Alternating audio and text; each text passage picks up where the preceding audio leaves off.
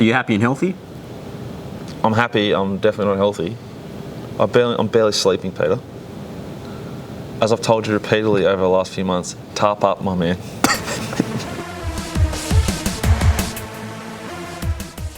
The big firmer, Peter. The real lead in the pencil sort of action here was in race 5, the Herbert Power Stakes, Caulfield, over 2,400 metres, Pistol. It was the chosen one, I thought.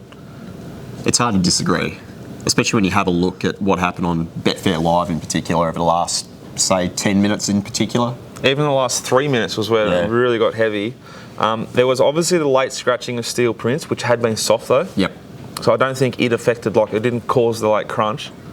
This was just an old-fashioned thing to learn when you're reviewing this meeting, and when you've got to go back and look at the markets when you're reviewing racing. This is an old-fashioned Kiwi setup, this, from the veteran in Murray Baker. Two really nice runs. Bit plain leading into this. Blinkers on. Killed him. Yeah, it was really dominant, wasn't it? And Killed it was him. trucking from, what, the 600? The 1,600. Yeah. Absolutely trucking. What did you make of anything out of this? This is normally a really good form, like sort of lead-up race for the spring now. Anything you want to take out of the race? I mean, look, Prince of Arran was obviously good. I think there was a few judges who weren't exactly sure where that horse was at coming back to Australia, but clearly loves the joint. He was given a great ride by M. Walker, but geez, he ticked a few boxes. Sully's run third here, which makes me question it slightly, the race. Yeah. And the fact that then Captain Cook couldn't come out and win for us on Sunday at Cranny. At Cranny. Further sort of muddies the water here with Sully. I thought there were a couple here, though, that were really strong. In Wall of Fire, not suited, or even to not suited, particularly Hangman and Raheen House, both really strong runs. I think we can follow Raheen House. Short at like $10 SP, $12 SP in a really good race. This is first up in Australia. It did have the winners back, but it sort of dropped it. It was like set for this race, the chosen one. This was first up Australia. I think it was a really nice run for further. What did you make of the fact that it was so firm on the fair versus the tote until late? Raheen. Yeah. You got to remember, Pete, this is race 5. I've already been like completely torched by Jake Noonan on Manolo Blahnik. I'm not 100% sweet mentally. It was just found it confusing. Yeah. But a bit like this race, it's confusing because there's so many different form lines. The Kiwi, you know, the UK horses, I don't know where some of these are even coming from. Is there a Japanese one in this one? Probably is too. Or is that the other one? Like Hacky. There's a lot of talk about Hacky, and it was backed. Linda on a leader. I thought Quafilla was an outstanding parade. That's as good as it's going to go. I'm happy to sort of pen Quafilla from now on. I think it backs up into the Caulfield Cup, which I could be wrong, but I doubt it'll be getting any mine unless we're getting like 60s or 80s on the fair. Sounds good. Anything else out of the race for you? Oh, of course not. Of course not. All right, let's keep going. Okay. Race number 6, Peter, the 1,000 Guineas. And they reckon some of these horses might be able to come out of this race and progress into a Cox Plate. I would say that they are absolutely fucking dreaming. I agree. I think I said yesterday when someone asked me about Flit, I'd retire it right now because I'm not exactly sure what it's going to win outside of its own sex and possibly its own age group ever again. Just retire it, send it straight to the barn. Well, get it in motion. It's yet to do anything. This is an absolute disgrace, the tempo in this race. They've walked. Aided by the fact that like Craig Williams on acting decided not to roll forward and lead on a horse that's led at every single start. There was no tempo here at all. The run of, I think the only horse worth following, and it just adds to the sickening beats we had on Saturday, is Missile Mantra, who was not suited at all by the way the race was run. D-Lane opted to go the safe and widest route via the car park at Caulfield, while Hugh Bowman waited for splits, which all of them came. It's completely blessed in run here, Flit, and just bobbed on the line. I think Missile Mantra was, I thought, which just added to the pain, I thought it won. Did you think it won? I did think it won. I might have been watching a different screen to you guys and might have gone up a little bit early. And then you guys are wondering what was going on. Painful. Outstanding ride, J-Mac, South Bank. Quality jock. I thought Zara, I really liked Zara here in this race. I thought he gave it every possible. Missile Mantras clocked the fastest last 10, 8, 6, 4 and 200 metres of this race, puntingform.com.au.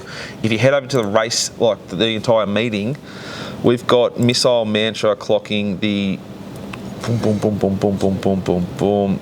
14th, 13th and 13th. 6, 4 and 2 of the entire day. It's a really strong performance from this horse, which is yet to find a race shape that suits it. I would not be surprised if it went even better if they actually ran a decent tempo. To be clear here, this race has gone 4.1 lengths slow for the class. It's a disgrace. 4.1, Pete. They've gone 0.2 faster than all average benchmark. That's maidens and everything. Unbelievable. Do you want to talk about the betting of Flit for a second? In the concluding stages, we've only got just a lazy, let me get the figure up, 717,000 matched. With about 3 minutes out, there was $100,000 matched and Flit went from $2.50 into $2.36. That was with 3 minutes to go, and then there was a bit more of a slab thrown on it right at the death. Well, there's a man who just started betting on course who we all know pretty well, who's just recently found a lot of time on his hands. It might have been him. He had a pretty good day. A little ginger. So out of the race, Peter, I'm pretty keen to follow Missile Mantra. I think it'll continue to race this preparation. Great condition, glowing in the coat, really strong parade. Anything you want to take out of the race? No, it's been a system bet for me. I think the last 2 starts now. And probably will be again. And probably will be again. Okay, we head now, Pistol, to race number 7, the Ladbroke Stakes, 2,000 metres. Homesman was not the big drifter on the day, but again a Lloyd horse which was pretty soft and ran accordingly. Failed third up last time, did so again here. Sat OSL on a walk, no right to fold like it did. Thoughts? I think there's only roughly $400,000 matched on Homesman as it went out the door. We're talking about from $4 right out to $5.50 or so. It was a pretty sizable move against the horse late, and really in the end it was $5.09 Betfair starting price. So again, we've sort of talked about it a few times, haven't we? What do you make of Cape of Good Hope? Keep following it, or that's about its level? Do you want to be following any of these horses going towards a Cox Plate? Well, the most sickening thing for me personally was that I decided not to really bet in the race. I think we had a peanut on Galo Chop at massive odds. But on the previous show with Mark Van Treat, which was one of the greatest guests I've ever had on, I loved it, I sort of said the internationals win this race. And here we have one lobbing at like 25s on the fair, and I didn't have any of it. Yep. Sick. I thought Harlem was just about right in the yard. Done just about enough here. Probably aimed at something really, really big, but you're going to get a massive price. If Harlem rolls around in anything, even a Cox Plate, you'll be getting hundreds plus on the fair, I'd say. Yep. Have something on.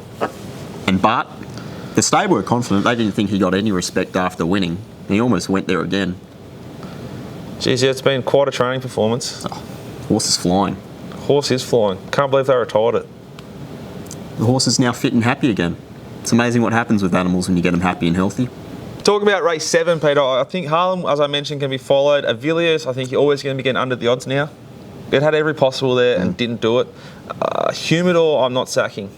And the other horse, which interests me a little bit, was the old Toyota, the Japanese import here, Suzuka Devious. It did a little bit late. Probably did enough to suggest you can follow it somewhere. Little Suzuki Swift. Yeah.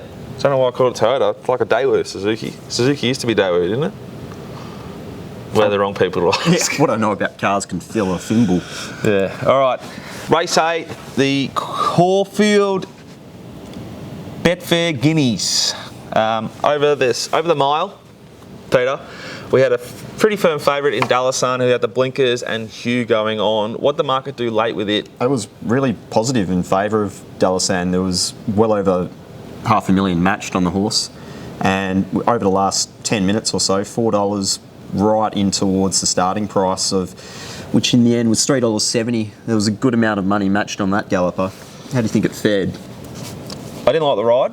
I thought he was a bit indecisive, and given they've only gone 3 lengths faster, 600 overall benchmark, which is slow for that grade of race, it probably could have been a little bit more aggressive.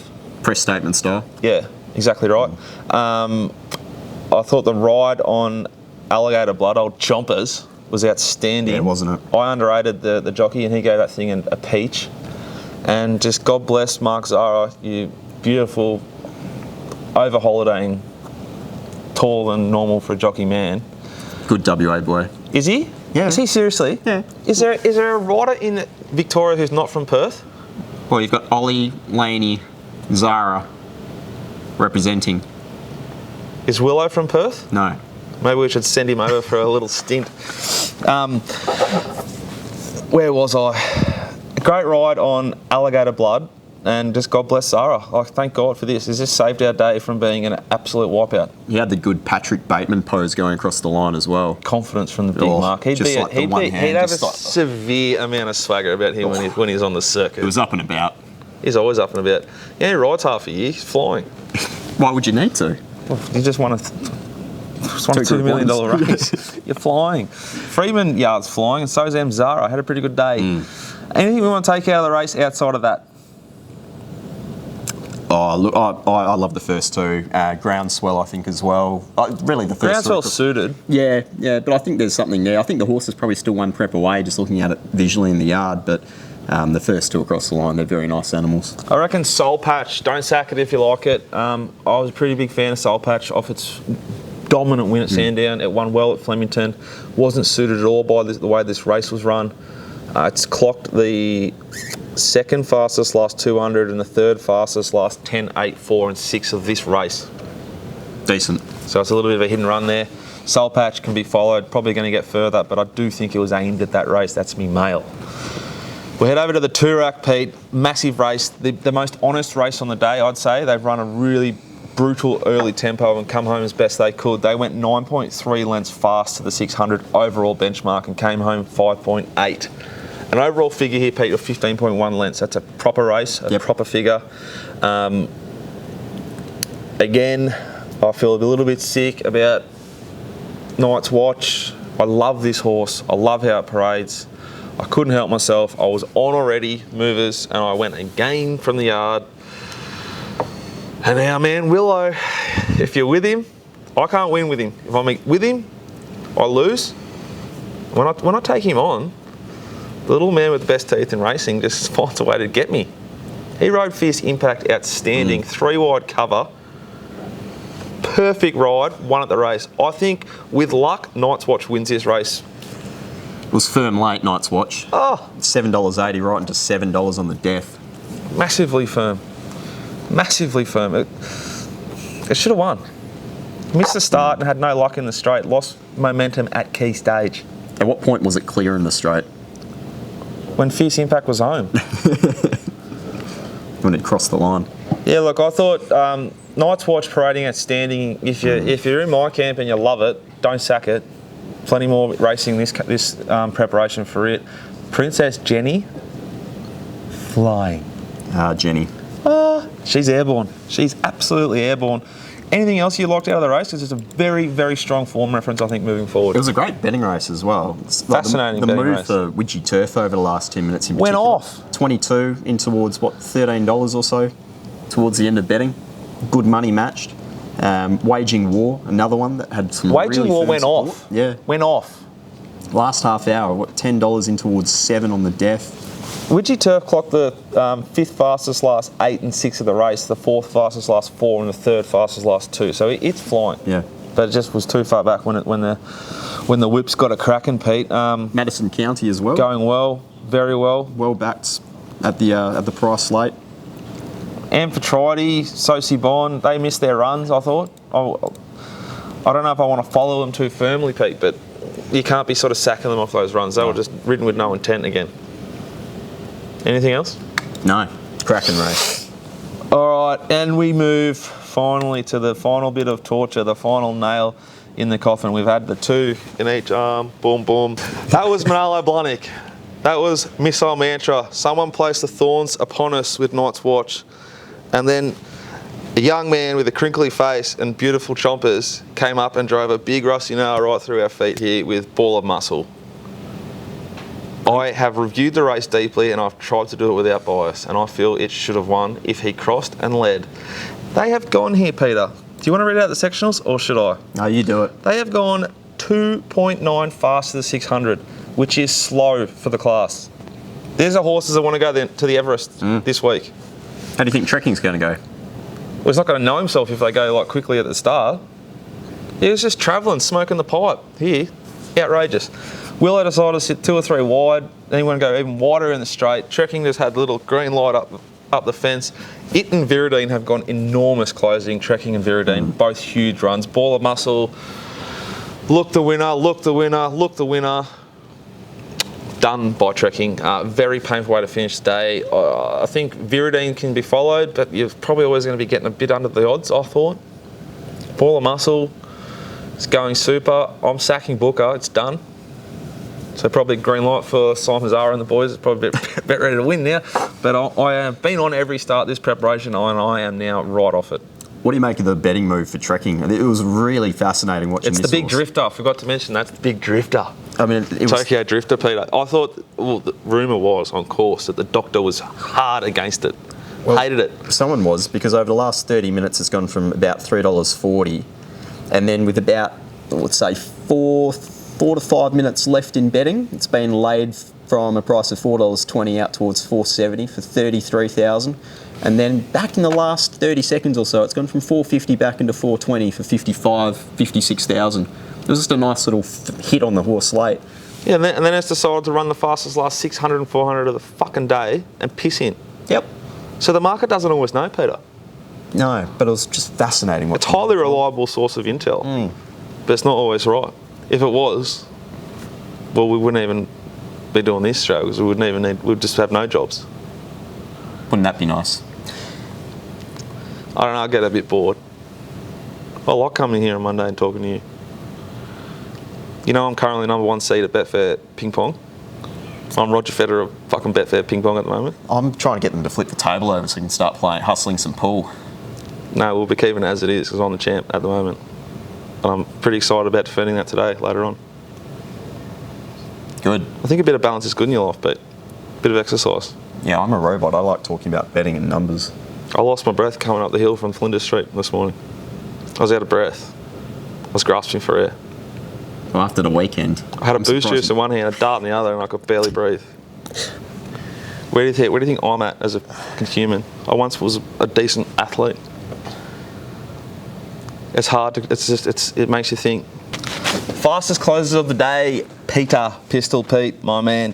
The fastest last 600 of the day, Trekking, 32.96. The fastest last 400 of the day, Trekking again, 21.92, Pete. And the fastest last 200 of the day, which actually was a pretty impressive performance, given they went pretty quick early here, or quick-ish, is Tofane, or as Matty Hill calls it, who, Jesus, did he call it outstanding or what on Saturday? Some big fields and he didn't get anything wrong. He's a freak.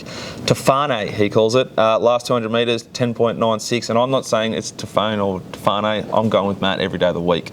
Tofane, fastest last 200 of the day. Trekking clocked an overall figure, despite the early walk, of 16.8 lengths above the all-average punting form benchmark, Pete. It's the biggest figure on the day. Fierce Impact went 15.1 lengths above the all-average punting form benchmark in the 2-rack. Horse to follow for me is a little sneaky one here, Pete. Resin from race 4. I think they went along at a pretty genuine tempo here. This mare closed real strong. I like the Zatori form line from the previous start. Double figure SPs tells me we might be able to get a little bit of fat out of this, as opposed to some of the more obvious runs like the Knights Watchers and the Missile Mantras of this meeting. I'd happily back her out to 1400 metres next start, but I suspect I might stay 12. Don't know. And I think the 2-rack's going to be the strongest form reference out of the meeting by a fair way. Sounds good to me.